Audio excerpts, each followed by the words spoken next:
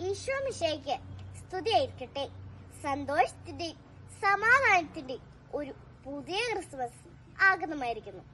സ്നേഹത്തിന്റെയും സഹോദര്യത്തിന്റെയും സന്ദേശവുമായി വന്ന ഉണ്ണി യേശുവിന്റെ ജനനദിനാണ് ക്രിസ്മസ്. അതുപോലെ തന്നെ ഒരു പുതുയുഗ പറവയാണ് ക്രിസ്മസ്. അവിടെ ദൈവവും മനുഷ്യരും ഒന്നിക്കുന്നു.